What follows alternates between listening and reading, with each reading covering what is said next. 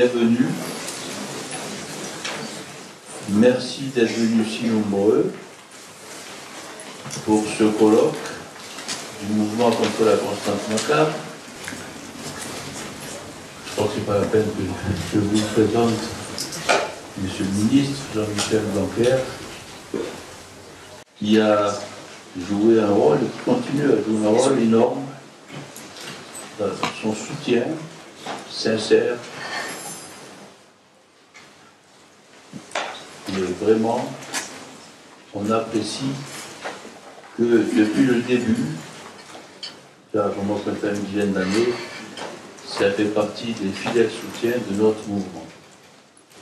Un grand merci, Monsieur le ministre.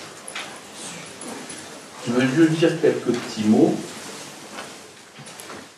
concernant le thème du colloque de cette année. Vous avez pu le lire dans l'éditorial, dans la pochette, comme ça, promise.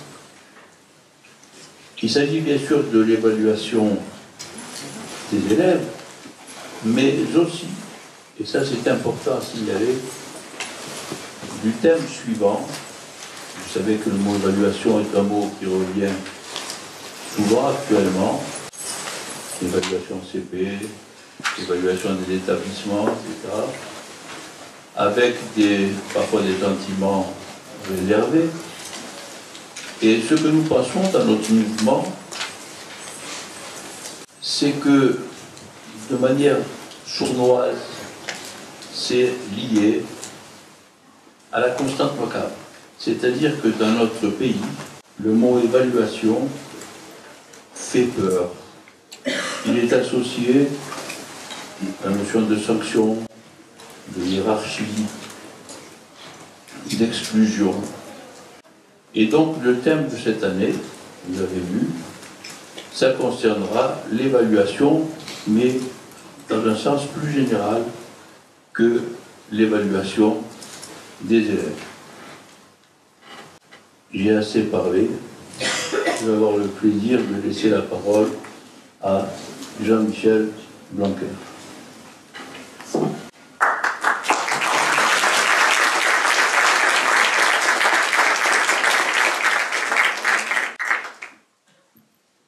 Bien, bonjour à toutes et à tous. Je suis évidemment très heureux, une fois encore, d'être avec vous dans notre bel hôtel de ville de Paris.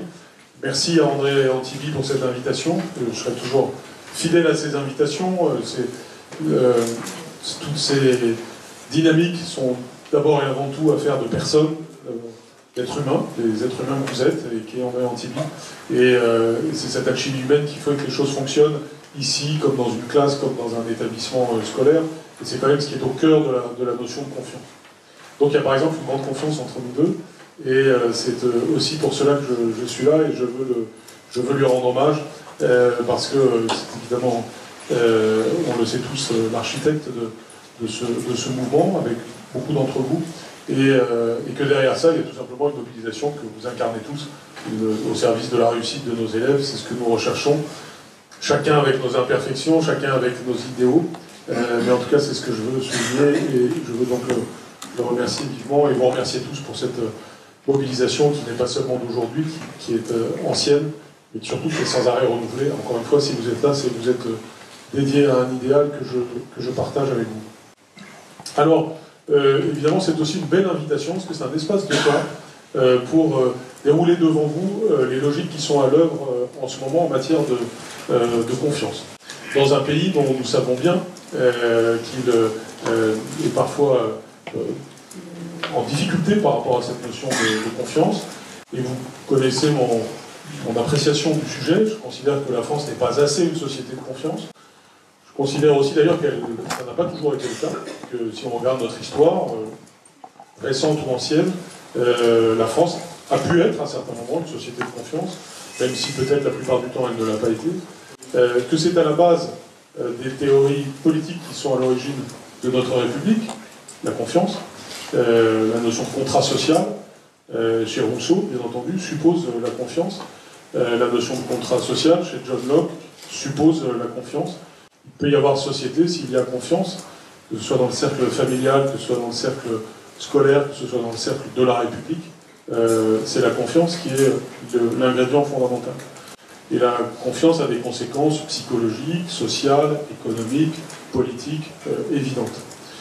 C'est que, donc, à la base du contrat social, il y a en réalité, de manière peut-être trop implicite, la notion de confiance. Et nous devons la cultiver comme la chose la plus précieuse. C'est quelque chose, je pense, que chaque personne développe dans sa vie personnelle. Si vous n'avez confiance en personne, pas même votre frère, votre sœur, votre femme, votre mari, vos enfants, vos ascendants, vos voisins, vous êtes bien malheureux. Une vie sans confiance est une vie malheureuse. Comme une vie sans amour est probablement une vie malheureuse. Et bien, de la même façon, sur le plan collectif, s'il n'y a pas de lien entre les citoyens habités par la confiance, c'est évidemment une source de difficultés de tous ordres, y compris économiques. Quand vous habitez un village et que vous pouvez ne pas fermer la porte de chez vous et être certain de revenir sans avoir été cambriolé, vous avez un bien qui est très précieux, qui est difficile à chiffrer, mais qui est en réalité très précieux. Les compagnies d'assurance, certainement, peuvent chiffrer une chose comme ça. Mais surtout, dans votre vie, vous savez très bien la différence que ça fait avec le jour où vous dites « bon, il faut que je ferme ma porte parce qu'il y a... » Vous savez que vous avez basculé d'une société de confiance forte à une société de confiance moins forte. Si, lorsque vous vous adressez à quelqu'un dans la rue, même pour lui demander l'heure, vous n'êtes pas sûr de la validité de la réponse, heureusement on n'en est pas arrivé là, c'est qu'il y a un problème dans cette société. Plus nos sociétés sont grandes, développées, plus elles sont technologiques, plus le sujet de la confiance est mis en question. Non pas forcément dégradé. On pourrait démontrer que les technologies peuvent renforcer la confiance. Si on prend les blockchains, par exemple, c'est un système de développement de confiance horizontale, garanti en quelque sorte. Mais il est certain qu'il y a un questionnement lié au développement quantitatif de nos sociétés, mais aussi à leurs évolutions qualitatives, et notamment les évolutions technologiques. Donc poser la question de la confiance dans le domaine scolaire, c'est évidemment d'abord et avant tout le poser dans le domaine politique et social, parce que les deux sont interdépendants. Notre école est le reflet de l'esprit de confiance qui règne dans la société, et symétriquement, ce que nous saurons développer comme esprit de confiance dans l'école rejaillit sur la société. Et il est beaucoup plus facile aussi de transformer les institutions et transformer les choses dans un climat de confiance que dans un climat qui ne l'est pas. Et nous savons tous ce que ça signifie dans le passé ou dans le présent. D'où l'importance que j'attache au fait de créer un climat de confiance autour de l'éducation nationale. Pour moi, c'est extrêmement important. Donc, faire de la pédagogie, convaincre, faire adhérer, c'est extrêmement important. Je vais vous donner deux éléments personnels, en quelque sorte, qui illustrent ça. Le premier, c'est, on me dit, un positif et un d'autodénigrement.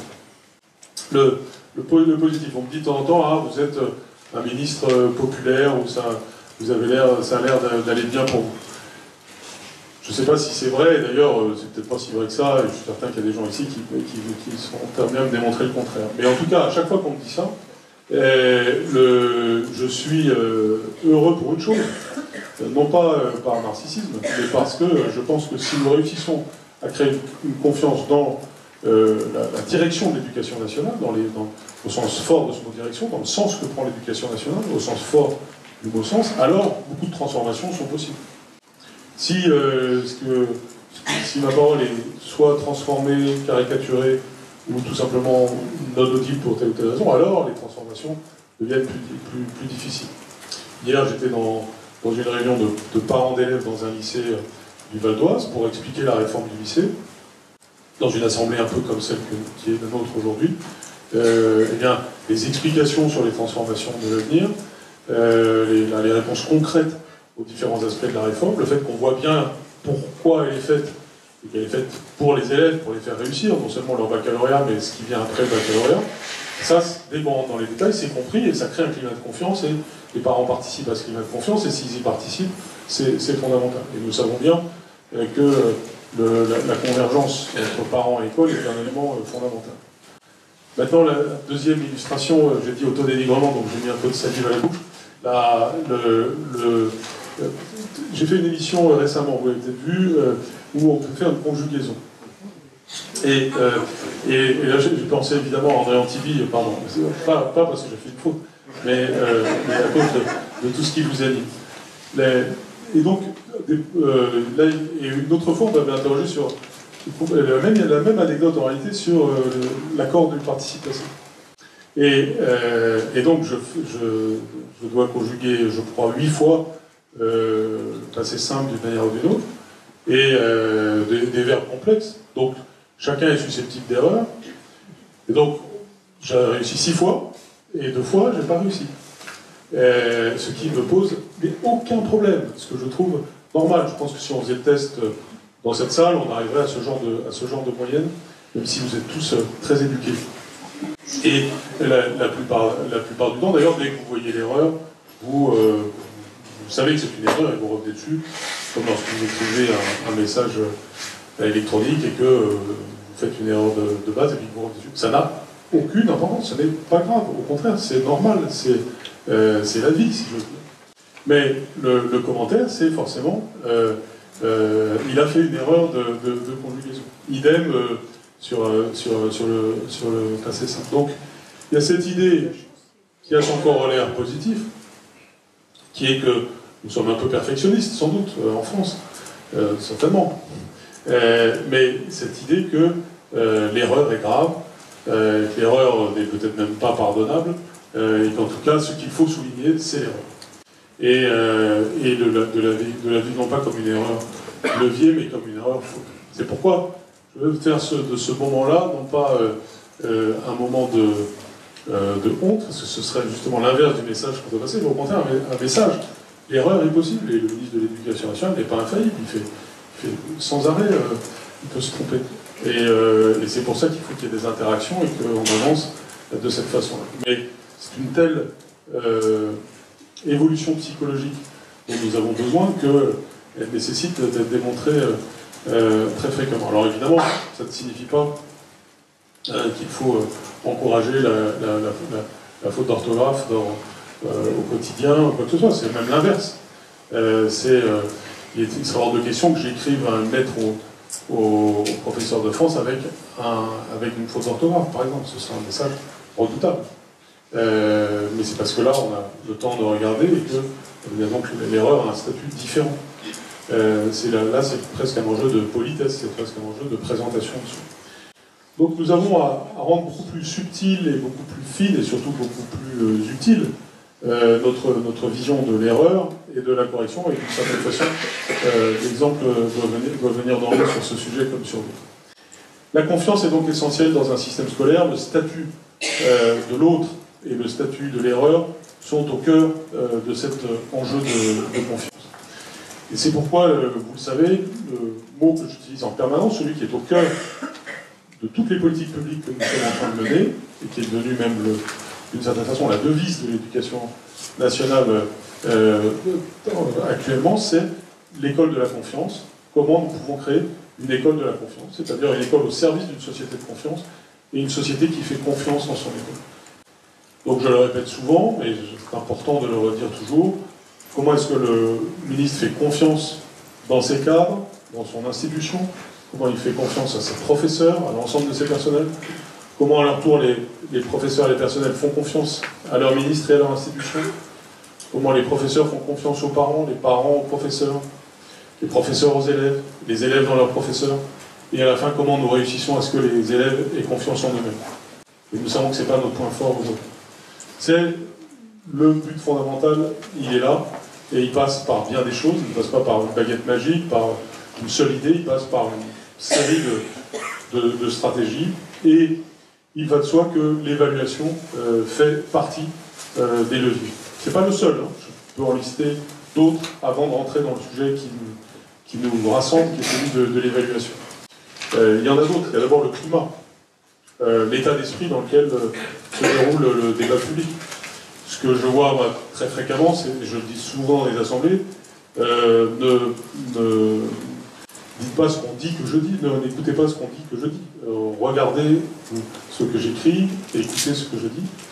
Et si on regarde l'ensemble des transformations de la parole qui existent dans notre débat public, on peut être que frappé par une forme de malveillance qui existe à fond, ainsi, en tout cas de transformation des propos qui existent en permanence, qui sont faites sans arrêt, non pas pour rechercher ce que le débat public avec des opinions différentes doit permettre, c'est-à-dire de progresser en ayant des points de vue différents, ce qui est bien normal, mais au contraire de dénigrer la parole de l'autre, même de la transformer parce que c'est plus commode pour pouvoir la critiquer, et ainsi de suite.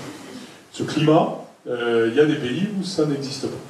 Il y a des pays où ça ne se pratique pas. Il y a des pays où ça ne se fait pas. Et il n'y a aucune raison pour que la France soit fatalement un pays où on pratique cela. Et donc le respect d'autrui, que j'ai installé comme 4e pilier après lire, écrire, compter, respecter autrui, c'est fondamental et le monde adulte doit donner l'exemple. Si nous avons des établissements conflictuels entre adultes, on peut espérer que les enfants vont ne pas être conflictuels entre eux, ou ne pas s'immiscer dans les failles d'autorité que représente cette conflictualité entre adultes. Et notre civilité, notre tonalité, notre respect des autres est absolument essentiel, et donc ça fait partie aussi, d'une certaine façon, des compétences professionnelles que l'on doit développer quand on est à l'éducation nationale. Un certain calme, une certaine sérénité, un respect d'autrui font partie de ce qui devrait être le quotidien des écoles, des collèges et des lycées. Et c'est d'ailleurs en partie le cas, mais ça ne l'est pas pleinement. Ce que l'on appelle le climat scolaire est absolument décisif, et vous le savez, je vais y accorder autant d'importance qu'aux enjeux pédagogiques stricto sensu dans les évaluations que nous ferons des établissements. Savoir où en est le climat scolaire, savoir comment les personnes qui vivent dans un établissement le perçoivent, c'est absolument essentiel, et c'est ce qui est créateur de confiance. Et les enfants le perçoivent très bien, quand on fait des enquêtes, on arrive très bien à sentir cela, et même à le mesurer. Donc les ingrédients de la confiance sont multiples, mais ils commencent déjà par un état d'esprit et quelques principes de base. Et puis, ensuite, et c'est à cela que je voulais en venir évidemment, il y a le sujet de l'évaluation. En quoi l'évaluation est un levier pour la confiance, ou en quoi l'évaluation, au contraire, peut gêner la confiance. Ce mot d'évaluation est quand même un mot valise. Derrière le mot évaluation, il y a énormément de choses. D'abord, il y a l'évaluation d'objets différents, de sujets différents. C'est l'évaluation de l'élève, l'évaluation des professionnels de l'éducation, l'évaluation des établissements, l'évaluation du système scolaire français. Tout ça, c'est des choses différentes qui sont reliées entre elles, mais qui ne sont pas exactement la même chose. Le sujet de l'évaluation des élèves, qui est ce qui intéresse le plus le mouvement contre la constance macabre, est évidemment un sujet en soi. C'est même une discipline, nous le savons tous, qui a fait l'objet de bibliothèques entières depuis maintenant de nombreuses décennies. Et cette évaluation de l'élève n'est pas un sujet stagnant, n'est pas un sujet qui reste le même au fil du temps. C'est un sujet pour lequel il faut avoir une approche de plus en plus scientifique, de plus en plus informée par ce qui se fait, par ce qui se passe, par ce que font d'autres pays, et par les différentes études, comme celles qui ont été menées par vous, au travers de la constante macabre. Le sujet donc, de l'évaluation est un sujet pour lequel on doit s'inspirer et des études internationales et des travaux de recherche. Si l'on part du point de vue des sciences cognitives, elle nous dit une chose fondamentale en matière d'évaluation, c'est que le fait de s'évaluer fréquemment est quelque chose de très positif pour cranter la connaissance. Nous pratiquons cela en permanence, les enfants et les adolescents le font beaucoup spontanément. Le cas de l'exemple typique, c'est le jeu vidéo où vous avez très souvent un cadran quelque part sur l'écran qui vous dit où vous en êtes, et c'est un effet de stimulus sur les élèves, pour les enfants, pardon, pour le meilleur ou pour le pire, mais en tout cas c'est quelque chose entre guillemets de naturel. En tout cas, ce qui est démontré, et c'est sans doute ce que vous avez pratiqué dans votre vie d'étudiant ou même dans votre vie professionnelle, c'est le fait de se tester de temps en temps, crante de la connaissance. Et donc l'évaluation n'est pas un mal en soi, l'évaluation nous devons la dédramatiser. Tout dépend de ce que nous mettons derrière, mais l'évaluation n'est pas à diaboliser. C'est très important de s'évaluer. On a toujours envie de savoir où on en est, et c'est comme ça que l'on progresse. Donc l'évaluation est un facteur de progrès. L'évaluation peut être la meilleure ou la pire des choses selon la façon dont c'est fait, mais il y a évidemment un horizon positif de l'évaluation, et je pense qu'un des points très intéressants du mouvement contre la constance macabre est justement d'envisager de montrer ce que l'horizon noir de l'évaluation quand c'est mal fait, mais aussi de rechercher par la notion de confiance, notamment le contrat de confiance, ce que peut être une évaluation positive. Donc déjà, il faut être conscient que d'un point de vue cognitif, l'évaluation est en soi quelque chose de positif. Ensuite, l'évaluation de l'élève, elle doit servir au progrès de l'élève. C'est une évidence, c'est ce qui est à la base de ce qui vous rassemble aujourd'hui. Ça n'est pas toujours si clair, ni dans l'information des professeurs, ni dans l'ensemble des logiques que nous développons. Et de ce point de vue-là, on doit être très attentif à ce que cette utilité pour l'élève de l'évaluation soit totalement affirmée.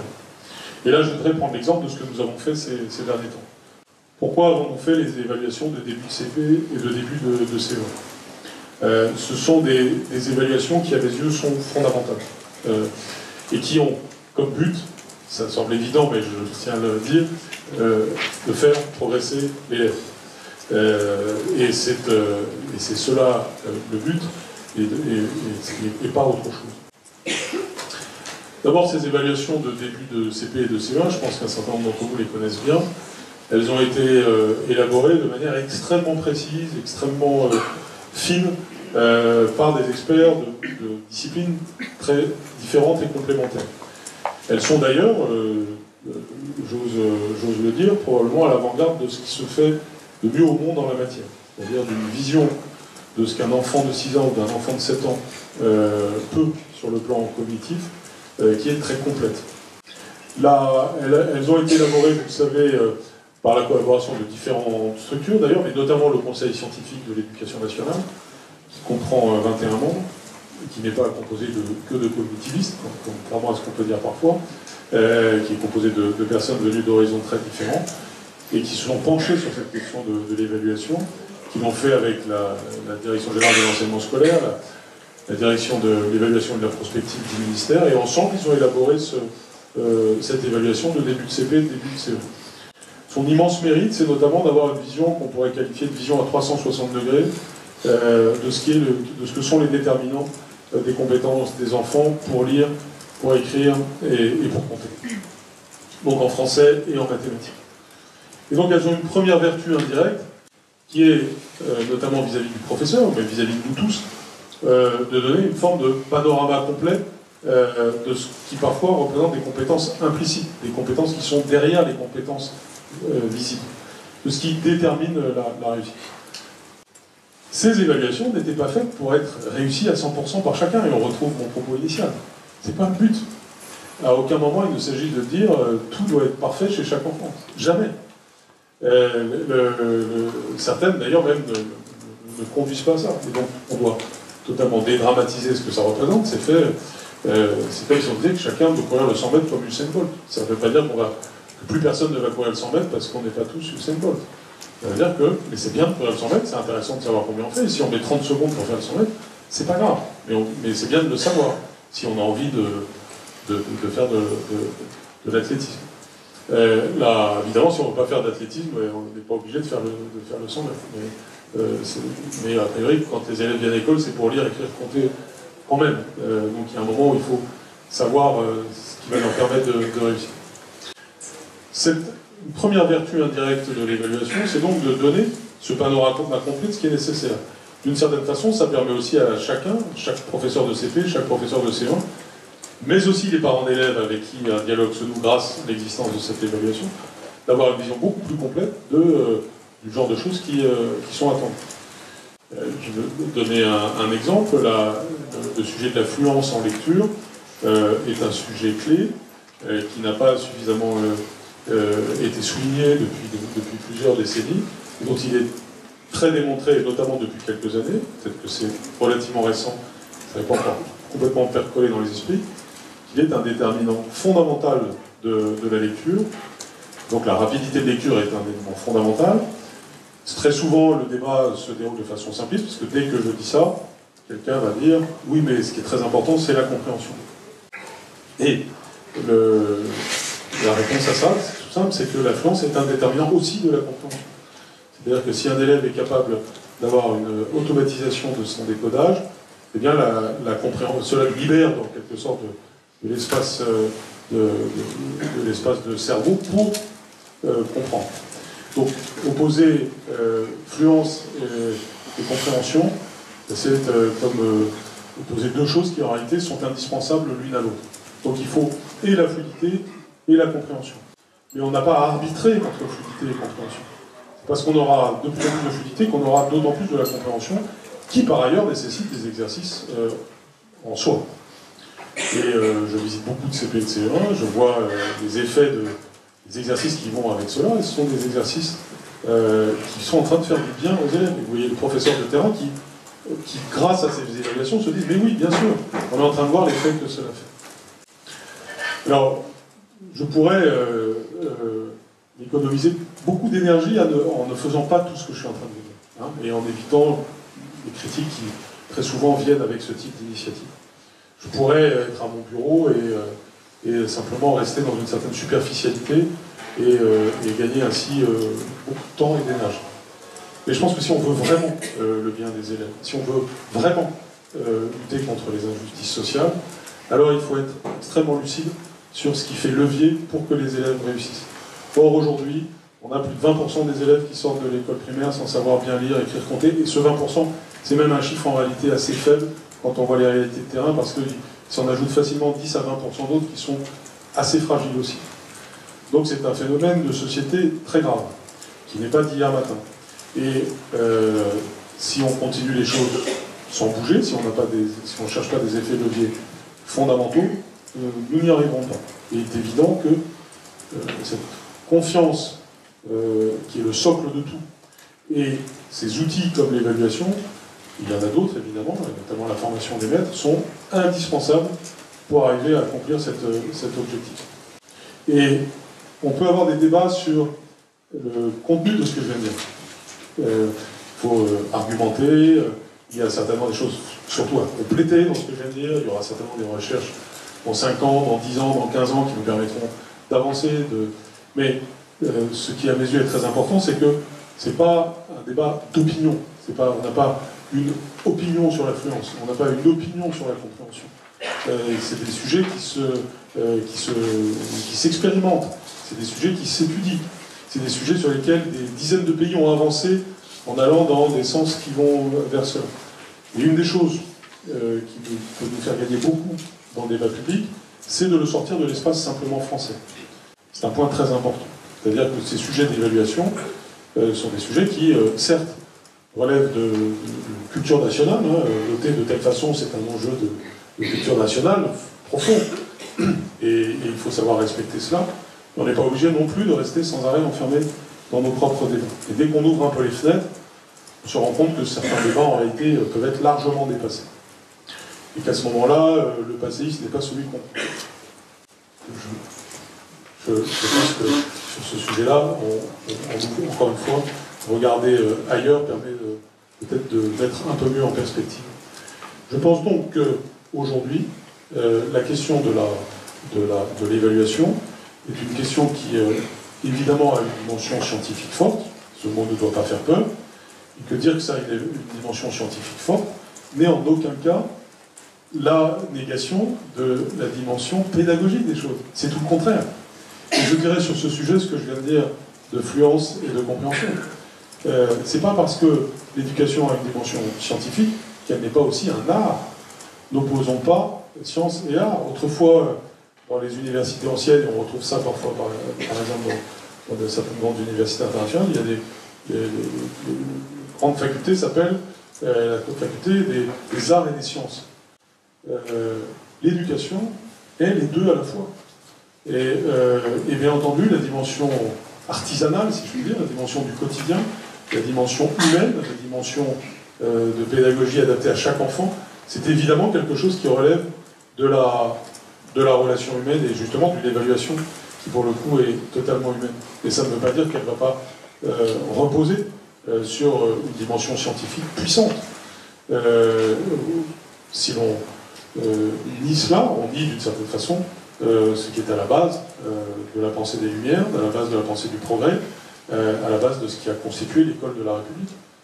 Donc il ne s'agit pas de tomber dans un scientisme aveugle au travers de l'évaluation, mais il s'agit bien de se dire qu'il y a une complémentarité entre les grands fondamentaux scientifiques qui ne cessent d'évoluer grâce aux recherches, et puis la dimension artisanale, dans le meilleur sens du terme, du quotidien de la pédagogie, qui laisse évidemment une liberté considérable et souhaitable à chaque professeur dans sa façon de faire ensuite au quotidien. Il ne s'agit certainement pas, au travers des évaluations, d'aboutir à une sorte de robotisation, une sorte de normativisation.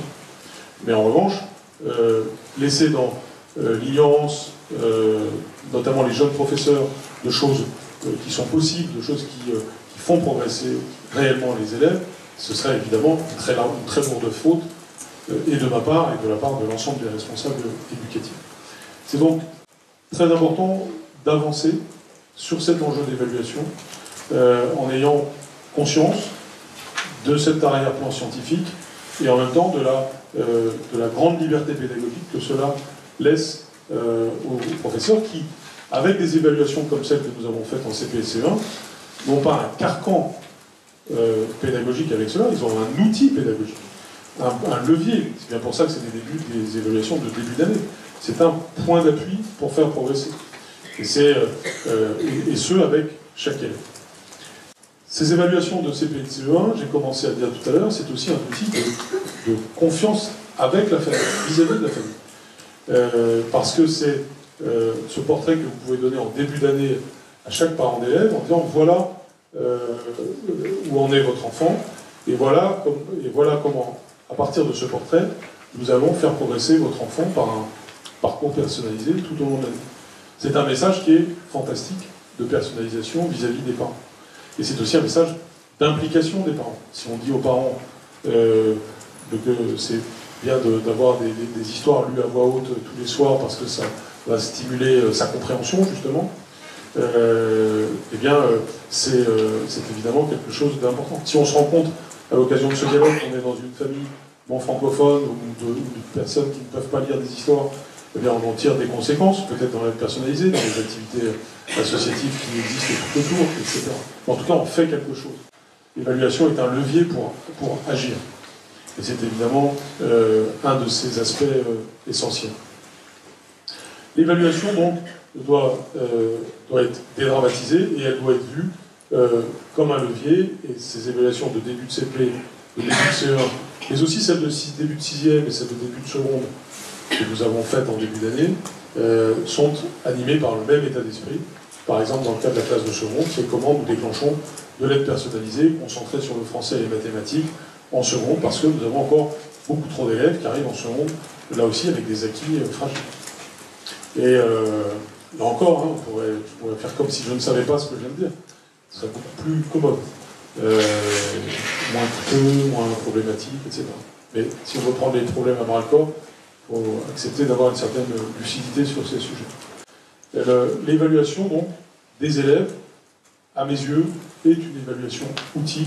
Cette évaluation outil, elle n'est pas seulement pour que l'élève sache où il en est, c'est un peu la fonction de base, mais c'est aussi pour que le professeur ait une stratégie pédagogique vis-à-vis de l'enfant et qu'il y ait une communication entre le professeur et les parents d'élèves.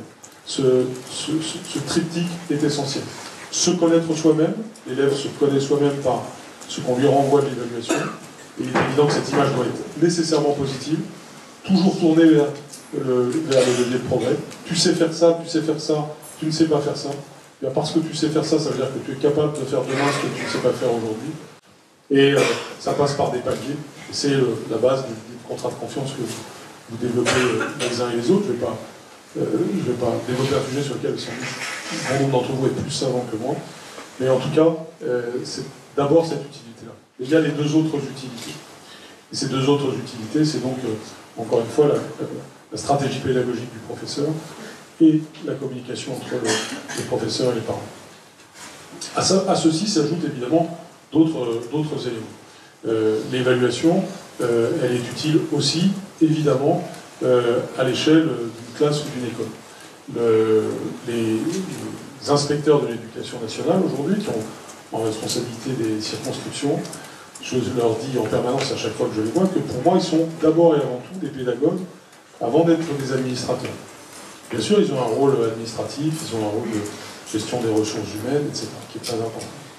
Mais ce rôle-là, même ce rôle-là de gestion, notamment de gestion des ressources humaines, c'est un rôle qui est d'abord et avant tout conditionné par le rôle de pédagogue. Ils sont responsables de progrès pédagogique sur leur territoire. Et pour pouvoir avancer, eh bien, on a besoin d'évaluation, on a besoin de savoir où on est. Si on constate que sur tel territoire, il y a des faiblesses en grammaire, eh bien, ça a des conséquences sur la programmation de la formation continue en grammaire. Donc oui, l'évaluation à l'échelle d'une classe ou d'une école, c'est très intéressant. À l'échelle d'une classe, ça permet aussi, entre les professeurs d'une même école, de regarder les évaluations, d'essayer de comprendre pourquoi, lorsqu'ils arrivent en CE2, telle opération n'est pas maîtrisée, qu'est-ce qui s'est passé, ça crée du travail collectif. Et c'est la même chose ensuite à l'échelle de l'école.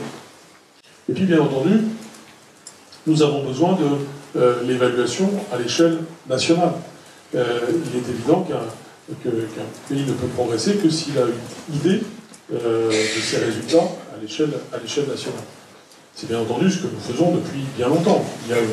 Nous pouvons être assez fiers de notre direction de l'évaluation de la prospective du ministère, qui sur le plan technique est de très haute qualité depuis fort longtemps. Mais nous pouvons aussi nous rendre compte qu'aujourd'hui nous avons une évaluation qui part un petit peu dans tous les sens, qui ne rétroagit pas toujours sur l'action. C'est cela qui doit être très regardé dans les temps à venir. Alors, vous le savez, nous préparons un projet de loi pour le début de l'année 2019, dans lequel nous allons créer une instance d'évaluation du système. Cette instance d'évaluation, son but, c'est justement de permettre d'abord que tous les établissements de France puissent être évalués, et on va retrouver là aussi la subtilité de l'évaluation telle que je commençais à l'énoncer tout à l'heure. C'est-à-dire que ce n'est pas seulement le niveau de français et de mathématiques d'un élève qui sort de 3e comparé à son niveau lorsqu'il est entré en 6e, même si cette donnée-là elle est drôlement intéressante. Mais c'est aussi, ce que je disais tout à l'heure, le climat scolaire, entendu au sens large, et ce qui est fait dans l'établissement pour avancer. Ceci va de pair avec toute une logique qui est que nous devons avoir dans le futur des établissements qui font confiance à leur institution pour être évalués et pour faire de cette évaluation un levier de progrès. Ce que nous voulons, c'est que les établissements soient de plus en plus dans une logique contractuelle avec le rectorat, qu'ils puissent dire nous sommes à ce niveau-là aujourd'hui, nous sommes au niveau X, dans 5 ans, vous voulez être au niveau X' parce que nous avons telle stratégie éducative, et le rectorat doit pouvoir répondre, nous sommes d'accord avec ça et nous allons vous aider pour ça. Et nous allons vous évaluer régulièrement pour vous aider à progresser dans ce sens. On retrouve toujours la même logique. L'évaluation, c'est pas pour stigmatiser un établissement. Au contraire, c'est fait pour aider un établissement à remédier à ses points faibles et à faire fructifier ses points forts. C'est cela, l'utilité de l'évaluation. Et pour cela, on a besoin de mobiliser désormais notre fonction même que nous appelons d'inspection. J'aurais trouvé un meilleur mot d'ailleurs désormais, je ne l'ai pas trouvé. Le concours aux idées est ouvert. Je crois d'ailleurs, j'en profite pour faire une parenthèse, que les enjeux sémantiques sont assez essentiels dans tous ces sujets-là. Et que je cherchais à ce que la classe de terminale prenne un autre nom pour qu'on montre que ce n'est pas terminal, mais qu'au contraire, c'est un tremplin. Pour l'instant, j'ai proposé classe de maturité, j'ai eu un succès juste d'estime et encore. Si quelqu'un a une très bonne idée dans la salle, c'est encore possible. Idem pour inspecteur. Le jour où on trouve un meilleur mot qu'inspecteur, on fera un progrès. Ou inspectrice. Mais là, nous sommes en train de réformer profondément les inspections générales en ce moment même. Vous le savez, elles vont fusionner. Et c'est l'ensemble de leur fonctionnement. Là aussi, on va ouvrir les fenêtres. On va travailler autrement. Et nous espérons qu'au travers de cette transformation des deux inspections générales, il y a un impact aussi sur le mode de fonctionnement en région, dans l'intérêt de tout le monde. Déjà, ça va être encore plus intéressant d'être inspecteur dans les temps à venir, et ça va accentuer cette dimension de soutien aux établissements, et aussi la dimension de travail collectif des inspecteurs, comme nous voulons un travail collectif des professeurs. Donc ça signifie concrètement que dans le futur, vous aurez des équipes composées d'inspecteurs, mais aussi d'autres catégories de personnel qui viendront dans les établissements, aider l'établissement à s'auto-évaluer, l'auto-évaluation étant un aspect essentiel, et à formuler le projet éducatif sur un horizon de 4 ou 5 ans, pour ensuite l'évaluer ultérieurement, voir si ça a progressé, donner les leviers d'évolution, impliquer les parents d'élèves et l'ensemble de la communauté éducative dans ces enjeux de progrès, et ainsi de suite. C'est cela qui est derrière. C'est pour ça que nous avons besoin d'une instance d'évaluation qui réussisse à créer ces processus. Alors on me dit parfois, j'en profite pour le dire, parce que vous êtes tous des bons connaisseurs du système éducatif, oui, mais vous allez supprimer le CNESCO. Et le CNESCO a acquis aujourd'hui une certaine légitimité et popularité, d'une certaine façon, justifiée dans notre système. Donc je le redis, parce que j'ai déjà eu l'occasion de le dire à plusieurs reprises, et surtout on en parlera beaucoup au début de l'année 2019, mais ce n'est pas ça l'idée. L'idée, c'est de se dire que le CNESCO, depuis environ 5 ans, a fait tout un travail extrêmement intéressant, que je suis le premier à saluer, que je considère comme étant beaucoup un travail d'ailleurs de nature académique, dans le meilleur sens du terme, c'est-à-dire ayant réussi à rassembler des recherches et des analyses sur des pans entiers de notre système éducatif. Ce sont des analyses globales, c'est pas par établissement comme je viens d'expliquer. Et donc c'est sous une autre forme que nous avons non seulement continué à faire vivre le CNESCO, mais j'espère bien même le développer. Simplement, je pense que ça n'est pas aujourd'hui ce que le président avait pris comme engagement, c'est-à-dire une instance d'évaluation du système, avec le côté systématique, touchant l'ensemble de notre système scolaire, dont nous avons besoin. Donc c'est deux utilités différentes qui peuvent avoir deux statuts différents. Mais c'est un sujet qui sera débattu fortement, je pense, en janvier-février, quand la loi viendra devant le Parlement. Cette loi sera d'ailleurs l'occasion de débats extrêmement intéressants, que j'attends avec beaucoup de gourmandise, puisque ça va être l'occasion justement de parler de l'école de la confiance. Nous allons en effet l'intituler « Loi pour l'école de la confiance ». Quels sont les grands enjeux? Et je voulais faire ainsi la transition de la confiance vers l'école de la confiance. Les grands enjeux de cette loi, vous les connaissez, c'est premièrement l'instruction obligatoire à 3 ans.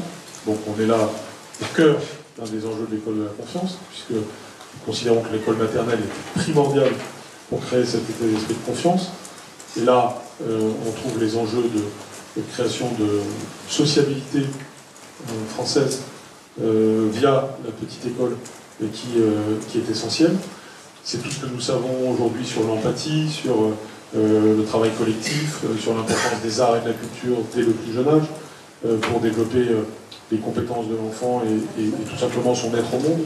D'où la politique de la petite enfance qui va avoir lieu aussi de 0 à 3 ans sous l'impulsion d'Agnès Buzyn. Et puis, cette école maternelle revivifiée, à la lumière de ce que nous avons travaillé avec probablement certains d'entre nous, et sous la responsabilité de Boris Cyrulnik lors des assises de la maternelle l'an dernier, il y a quelques mois, et qui va nous permettre de mettre l'accent sur l'école maternelle, mais aussi de faire venir à l'école maternelle des enfants qui n'y vont pas aujourd'hui. On me dit parfois, mesure cosmétique, c'est puisque 97% des enfants vont à la maternelle. Sauf que 3%, ça fait 20 à 25 000 enfants. Donc, toute personne qui considère négligeable 20 à 25 000 enfants doit m'en parler pour essayer de me convaincre, mais je considère que c'est très important. Nous devenons ainsi, nous allons devenir le pays qui met l'instruction obligatoire le plus tôt dans la vie d'un enfant. C'est un sujet qui va faire débat même à une échelle internationale. Et c'est très bien. Parce que c'est le moment où, justement, dans le monde entier, il y a cette prise de conscience que, contrairement à ce que pensaient les Romains, c'est très important ce qui se passe entre 0 et 7 ans. Les pédagogues que vous êtes le savent très bien, mais c'est désormais quelque chose à la fois de très démontré, peut-être encore plus patent qu'auparavant. Et donc nous avons en tiré toutes les conséquences, sur le plan qualitatif, dans l'accent mis sur l'école maternelle, mais aussi sur le plan quantitatif, en ayant une sorte de maternelle pour tous, au moment même où à la fois des raisons sociales, des raisons territoriales, ou des raisons sociétales, éloignent de plus en plus des enfants de l'école de la République, ce qui est évidemment un phénomène que nous devons prendre la grande mesure avec les réactions qui s'imposent.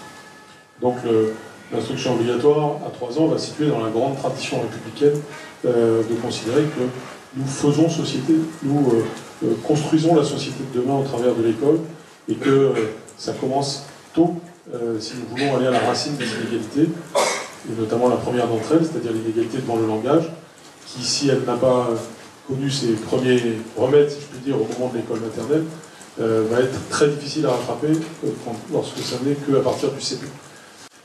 J'étais il y a quelques temps dans l'Orne, pour prendre que cet exemple, où on citait le cas voilà, d'enfants de rural profond qui arrivent au CP uniquement à 6 ans, enfin qui n'arrivent à l'école qu'à 6 ans, et qui ont déjà des retards langagiers, qui vont très vite faire des retards cumulés pendant tout le reste de la scolarité. Beaucoup de choses sont donc déterminées à ce moment-là. Et d'ailleurs, les résultats nationaux que nous avons des évaluations de CP et de CE1 nous disent quelque chose qui n'est pas très agréable à entendre, mais qui est une réalité, c'est qu'en fait, il y a une très grande symétrie, une très grande ressemblance entre ces résultats et ce que PISA dit. Et PISA, comme chacun sait, c'est des élèves de 15 ans. Donc nous savons bien que si nous voulons nous améliorer sur ces questions, il y a bien entendu 1000 choses à faire entre 7 ans et 15 ans. Mais avant 7 ans, il y a aussi beaucoup à faire. Et c'est donc essentiel de consacrer des efforts à cela. La deuxième dimension de la loi pour l'école de la confiance, qui sera une dimension très importante, c'est la formation des professeurs. Et cette formation des professeurs, elle va elle aussi évidemment obéir à la logique de l'école de la confiance. D'abord dans les contenus de formation. Nous devons de plus en plus avoir des contenus qui permettent aux professeurs d'avoir les enjeux de vie scolaire, les enjeux de confiance en soi des élèves dans leur formation, les enjeux de personnalisation des parcours, les enjeux de connaissance aussi du handicap, parce que c'est aussi quelque chose qui va avoir des effets vertueux, non seulement pour les élèves handicapés, mais pour l'ensemble des élèves de France, quand nous aurons tous nos professeurs ayant suivi une formation sur ce sujet. Donc la formation quant à son contenu, et ça ce ne sera pas dans la loi, ce sera dans des dimensions plus réglementaires, mais la loi va emmener cela, sera renforcée. Et l'éducation, mais l'école de la confiance, c'est aussi donner plus de solidité à cette formation. Aujourd'hui, la formation, notamment des professeurs des écoles, est beaucoup trop hétérogène sur l'ensemble du pays. Tout à fait anormal que dans tel SP, on étudie pendant 10 heures l'apprentissage de la lecture, dans tel autre 70, dans tel autre 110, alors même qu'il doit y avoir un socle horaire fondamental donné à un futur professeur, si on veut que ce professeur arrive dans son école en confiance, qu'il réussisse dans son métier. On a le sujet est encore plus évident s'agissant des mathématiques. Nous savons tous que nous avons des professeurs des écoles qui, dans leur immense majorité, à plus de 90%, viennent des sciences humaines et sociales, des lettres, et très souvent un rapport très éloigné aux mathématiques. Ça dans professeurs de mathématiques. Plusieurs professeurs de mathématiques. Cette culture mathématique, nous devons la renforcer totalement et garantir que tous les professeurs des écoles de France vont avoir le bagage fondamental pour cela. Ceci va avoir un impact sur notre manière de concevoir une certaine unité quand même des aspects en France, une certaine vision venant de l'éducation nationale. C'est très important que quand on devenait un futur professeur de l'éducation nationale, on se sente déjà membre de l'institution. Et je voudrais terminer par là, parce que je ne veux pas abuser de votre temps, mais je terminerai par la notion d'institution. C'est une notion que par ailleurs j'ai eu à travailler beaucoup sur un plan un peu conceptuel dans mon travail de professeur. Cette notion d'institution, qui nous vient de loin, qui nous vient des Romains, est un mot-clé, un mot qu'il faut prendre avec un grand I. Nous sommes, nous, l'éducation nationale, une institution. Et ce mot est un beau mot. Très souvent, quand on est de l'éducation nationale, on a une grande fierté, à juste titre, de se considérer comme un grand service public de l'éducation nationale. C'est un terme qui est très souvent utilisé. Et très souvent, de cette réalité d'être un grand service public de l'éducation nationale, qui est quelque chose finalement d'assez rare dans le monde, nous tirons les inconvénients et pas tellement les avantages.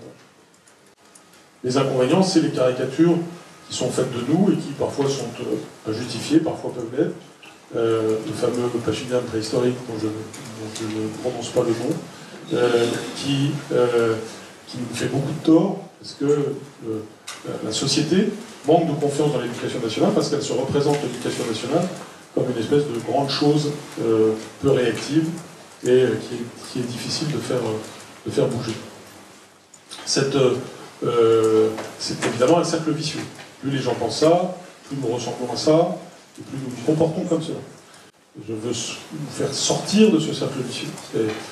C'est pour ça que j'annonce souvent avec fierté certaines choses qui illustrent la réactivité de l'éducation nationale.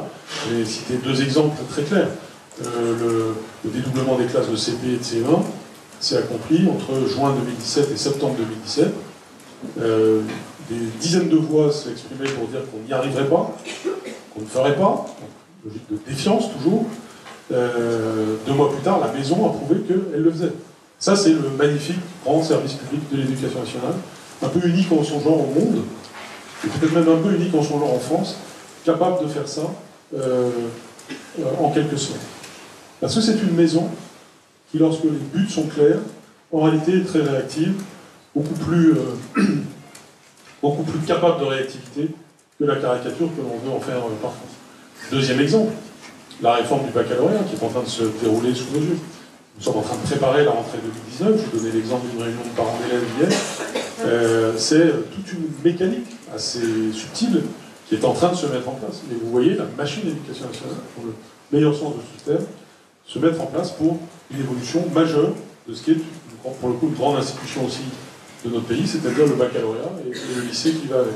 Le tout dans le sens d'une modernisation, d'un choix, d'une mise en confiance du lycéen. On retrouve toujours cette idée, puisque nous considérons désormais le lycéen comme étant un pré-adulte capable de faire des choix, à qui nous devons offrir beaucoup plus de choix. Dans ce lycée de demain, au lieu d'avoir, dans le lycée général, au lieu d'avoir 3 choix, SES et L, vous en aurez une trentaine de combinaisons possibles.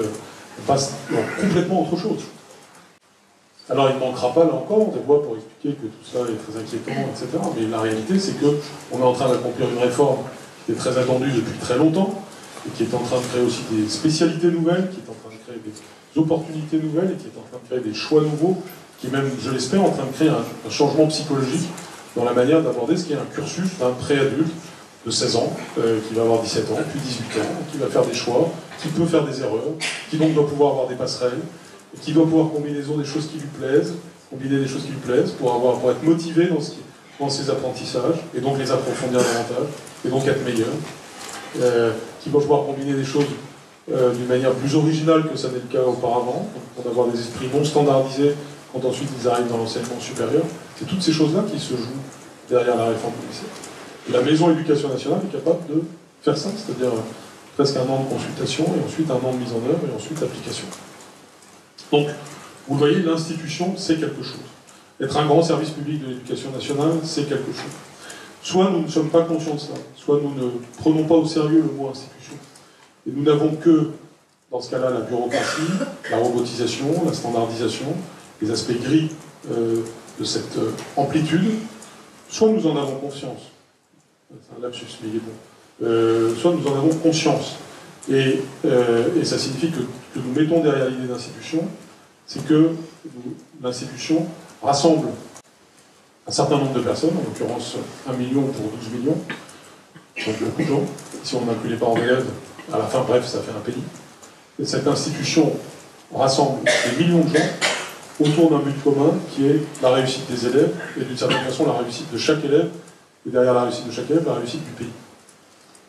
Et en étant conscient de ça, avoir des objectifs le plus partagés possible, c'est aussi mon travail que de créer le fait que ce soit le plus partagé possible. Évidemment, ce n'est jamais un travail totalement abouti, mais en tout cas, c'est un travail que j'espère nous faisons progresser. Que ce soit des objectifs bien compris, bien partagés, en évolution permanente grâce au débat public, grâce à la prise en compte de tous, et que ces objectifs partagés font vivre l'institution. Parce que les Romains utilisaient l'expression vitam instituere, c'est-à-dire instituer la vie. Ce que fait l'institution, c'est qu'elle institue la vie. Nous sommes tous mortels, mais les institutions, elles, peuvent être, d'une certaine façon, immortelles. Elles nous dépassent, aussi bien parce qu'elles comportent plus qu'une seule personne, que parce que, dans le temps, elles existent. L'école de la République, elle a largement plus d'1 siècle, elle a vécu des hauts et des bas, il y a plus de haut que de bas, elle est encore magnifique, et en fait, elle est encore jeune. Et elle est sans arrêt revitalisée par ses membres, c'est-à-dire vous tous, probablement, pour beaucoup de l'éducation nationale, et puis même si vous n'en êtes pas, vous en êtes, parce que c'est justement ça, l'institution. Et c'est le fait de la faire vivre, de lui donner cette dimension de vitalité qui fait que tout simplement elle avance et qu'elle nous permet d'accomplir l'objectif de réussite de tous les élèves. Donc pour faire prendre conscience que derrière la notion d'institution, il y a cette idée de but commun et donc cette idée de confiance. Confiance dans l'avenir, confiance dans l'institution, confiance des membres les uns par rapport aux autres. Ces éléments-là sont les éléments immatériels, les éléments psychologiques, les éléments d'état d'esprit qui sont absolument clés pour qu'une école réussisse et pour qu'une société réussisse. Et ce sont les convictions qui méritent. Je vous remercie.